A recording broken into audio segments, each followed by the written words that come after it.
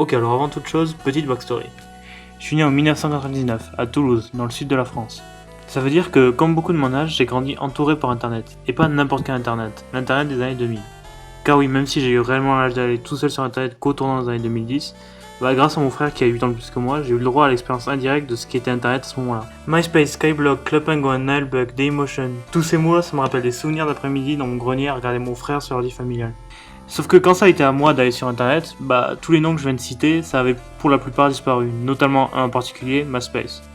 Bon, pas tout à fait MySpace, avec son équivalent français Skyblock ça existait encore, mais c'était carrément abandonné.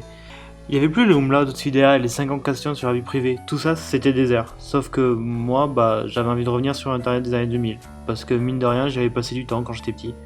Sauf que voilà, cet internet il était mort, maintenant c'était les big boys comme Facebook, Twitter et YouTube qui contrôlaient tout. Et donc c'est là que notre histoire commence. Donc quand j'ai commencé à avoir l'âge d'aller sur internet, comme tout le monde à ce moment-là, je gravitais surtout sur les sites où les gens allaient le plus souvent, j'explorais pas vraiment. C'était l'époque du YouTube des podcasts, du jeuxvideo.com, du Zul, etc. Bref, j'étais vraiment un e-boy parmi tant d'autres. Jusqu'au jour où je me suis aventuré en dehors de l'internet que je connaissais, vers la terre dangereuse que sont les skyblocks tectoniques. Et j'ai pas été déçu. Des pages entières de coupes de cheveux interdites et de photos avec les bestes. Mais très vite, j'ai remarqué un truc qui allait pas. Le dernier post datait de 2009, et tous les autres blogs que je trouvais s'arrêtaient à peu près à la même date. Ça veut dire que les gens que je voyais là, ça faisait des années qu'ils étaient plus comme ça. Ils avaient peut-être changé, peut-être ils avaient arrêté la tectonique, peut-être ils étaient plus potes avec les gens sur les photos, ou pire, peut-être qu'ils étaient juste plus vivants. Et de suite, toute l'ambiance de moquerie bête et méchante qui m'avait amené là, laissait la place à une sorte de mélancolie profonde, dure à placer. Mais pas inconnue non plus, vu que c'était la même que je ressentais quand je voyais des forums abandonnés, ou les commentaires sur une vieille vidéo YouTube. Mais avant de parler de ça, parlons un peu d'archéologie. Bon, je pense qu'on sait à peu près tous que le but du jeu, c'est de reconstruire le passé à partir d'indices qui se retrouvent dans le présent. Ça peut être des êtres vivants, mais ça peut aussi être des bâtiments, des objets, des monuments, bref, tout ce qui résiste plus ou moins au passage du temps.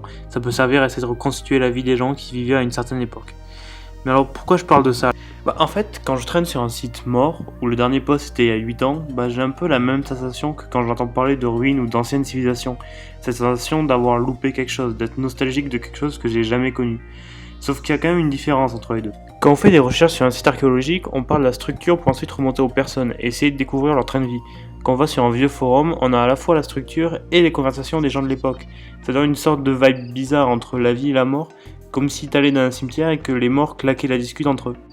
C'est un peu comme un Pompéi, où on voit ce que les gens faisaient au moment de leur mort, sauf que là c'est encore pire, parce qu'on peut voir ce qu'ils faisaient pendant toute leur vie sur le site, et pas seulement au moment de leur mort.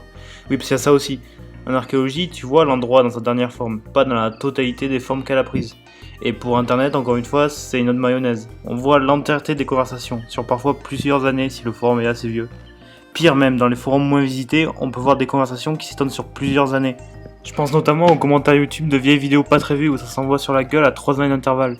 Bref, ça s'accumule et tout ça donne une sorte d'endroit entre la vie et la mort, entre le dynamisme et l'oubli, entre le passé et le présent et entre l'humain et le digital. Et c'est super chelou. Et en plus, ça me rend triste. Donc ouais, comme je disais, ces vieux forums abandonnés, on les visite souvent en se moquant. Et à raison, on en rigole comme on rigole de vieilles photos du collège, c'est marrant, c'est ridicule.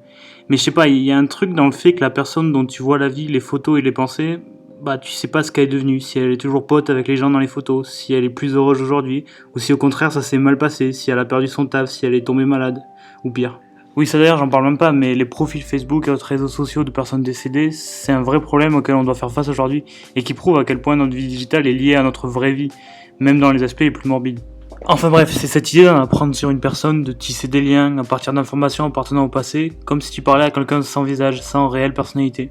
Tu peux vraiment que deviner ce que la personne est devenue. Puis en plus, voir un skyblock d'un de 13 ans au collège, qui rigole avec ses potes, ça me rappelle comment moi, à 13 ans aussi, j'avais des potes, certains à qui je parle plus vraiment maintenant, et que c'est impossible de pas laisser ces moments disparaître. Le temps avance, et il nous attend pas. Bon, ça fait un peu mélodramatique comme ça, mais voir un bout de vie d'une personne étalée comme ça sur un site, abandonnée, ouverte à tout le monde, ça appuie le trait sur ça, sur comment, quoi qu'on fasse. La certitude du présent, c'est que temporaire, et on peut vraiment que deviner ce que sera le futur. Il y a un truc très 2020 je trouve dans tout ça, parce que comme ça va bientôt faire plus de 25 ans qu'Internet est apparu dans la vie de tout le monde, fatalement on voit des sites abandonnés. On est tellement habitué à ce que l'Internet soit un outil du maintenant, on a tendance à oublier que parfois on laisse des traces. Cette vidéo a pas vraiment de but précis, je veux pas faire de gros statements sur notre utilisation d'Internet ou quoi que ce soit, c'est juste un truc que j'avais dans la tête depuis quelques jours et que j'avais juste besoin d'exprimer.